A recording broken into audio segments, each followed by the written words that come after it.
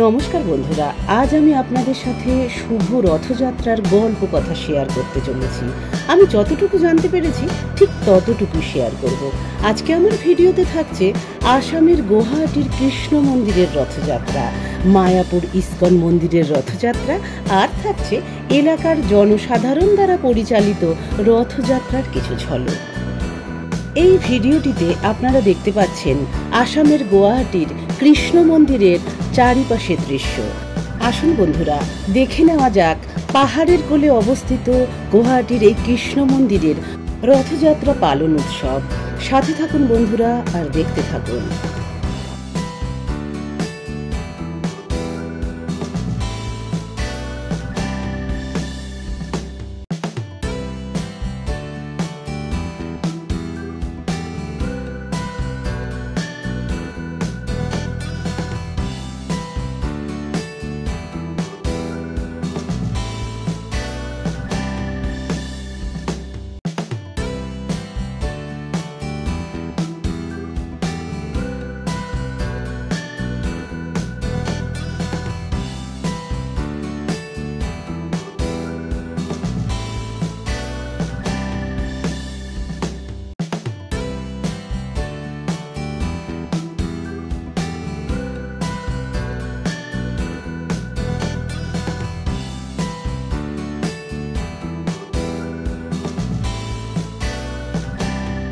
এই ভিডিওটির মাধ্যমে আপনারা দেখতে পাচ্ছেন নদিয়া জেলায় অবস্থিত মায়াপুর ইস্কন মন্দিরের রথযাত্রা। ধুমধামের সাথে পালিত হয়েছে এই রথযাত্রা উৎসব। জগন্নাথ, বলরাম, সুভদ্রাকে দর্শন করার জন্য বিভিন্ন প্রান্ত থেকে অসংখ্য ভক্তবৃন্দের সমাগম ঘটেছে। অন্যদিকে বিদেশি ভক্তবৃন্দের উপস্থিতি চোখে পড়ার মতো। সমস্ত ভক্তবৃন্দ হরিনাম সংকীর্তনে মাতোয়ারা হয়ে উঠেছেন। আষাঢ় মাসে আয়োজিত প্রধান একটি হিন্দু উৎসব এই রথযাত্রা।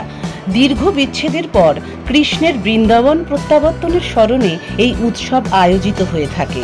ভারতের সর্বাধিক প্রসিদ্ধ রথযাত্রা ওড়িশার পুরী শহরের জগন্নাথ মন্দিরের রথযাত্রা, পশ্চিমবঙ্গের পূর্ব মেদিনীপুরের মহিষাদল, শ্রীরামপুরের মাহেশের রথযাত্রা, গুপ্তিপাড়ার বৃন্দাবন চন্দ্র মঠের রথযাত্রা আর কলকাতার রথ, এইগুলি খুবই প্রসিদ্ধ। তার মধ্যে বিশেষভাবে প্রসিদ্ধ এই ইস্কন মন্দিরের রথযাত্রা। কথিত আছে আষাঢ় মাসের শুক্লা দ্বিতীয়ায় বলরাম ও বোন সুভদ্রার সঙ্গে মাসির বাড়ি যান জগন্নাথ দেব। মাসির বাড়ি অর্থাৎ ইন্দ্রধনুর পত্নী গুন্ডিচার বাড়ি। সেখান থেকে আবার 7 দিন পর মন্দিরে ফিরে আসেন জগন্নাথ দেব। জগন্নাথ, বলরাম, সুভদ্রা এই 3 জনের মাসির বাড়ির যাত্রাকে বলা হয় সোজা রথ, আর মাসির বাড়ি থেকে ফিরে আসাকে বলা হয় উল্টো রথ। আমার ভিডিওর মাধ্যমে আমি 2 রথযাত্রার দৃশ্য আমি আপনাদের সামনে তুলে ধরার চেষ্টা করেছি। ব্রহ্মাণ্ড পুরাণ অনুযায়ী কৃষ্ণ তার ভক্ত রাজা ইন্দ্রধনুর সম্মুখে আবির্ভাব হয়ে পুরীর সমুদ্র তটে ভেসে আসা একটি কাষ্ঠখণ্ড দিয়ে তার মূর্তি নির্মাণের আদেশ দেন। মূর্তি নির্মাণের জন্য রাজার সামনে একজন উপযুক্ত কাষ্ঠশিল্পী তার সম্মুখে উপস্থিত হন এবং মূর্তি নির্মাণের জন্য তিনি কয়েকদিন সময় চেয়ে নেন। সেই কাষ্ঠশিল্পী রাজাকে জানিয়ে দেন মূর্তি নির্মাণকালে কেউ যেন তার কাজে বাধা না দেন। বন্ধ দরজার আড়ালে শুরু হয়ে যায় মূর্তি নির্মাণ কাজ। রাজা ও রানী সকলেই এই মূর্তি নির্মাণের ব্যাপারে অত্যন্ত আগ্রহী হয়ে ওঠেন।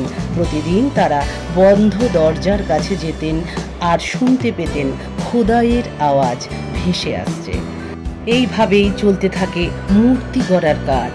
তবে 6-7 দিন বাদে যখন রাজা বাইরে দাঁড়িয়েছিলেন দরজার কাছে, এমন সময় আওয়াজ বন্ধ হয়ে যায়। সেই সময় রানী কৌতূহল সংবরণ করতে না পেরে দরজা খুলে ভেতরে প্রবেশ করেন আর দেখেন মূর্তি তখনও অর্ধ সমাপ্ত এবং কাষ্ঠশিল্পী অন্তর্ধিত। এই রহস্যময় কাষ্ঠশিল্পী ছিলেন দেবশিল্পী বিশ্বকর্মা। মূর্তির হস্তপথ নির্মিত হয়নি বলে রাজা বিমর্ষ হয়ে পড়েন। কাজে বাধাদানের জন্য অনুতাপ করতে থাকেন। তখন দেবর্ষি নারদ তাদের সম্মুখে আবির্ভূত হন। নারদ রাজাকে সান্ত্বনা দিয়ে বলেন, এই অর্ধসমাপ্ত মূর্তি পরমেশ্বরের এক স্বীকৃত স্বরূপ, আর এই অসম্পন্ন রূপেই পূজা পাঠের কাজ শুরু করতে। আর তখন থেকেই অর্ধসমাপ্ত এই মূর্তি পূজার প্রচলন শুরু হয়ে যায়। পবিত্র রথযাত্রার গল্পকথার ভিডিওটি আপনাদের সকলের নিশ্চয়ই ভালো লেগেছে। বন্ধুরা, সকলে ভালো থাকবেন, সুস্থ থাকবেন, সাবধানে থাকবেন আর সব সময় হাসি খুশি থাকবেন। আজকের মতো বিদায় নিচ্ছি। জয় জগন্নাথ।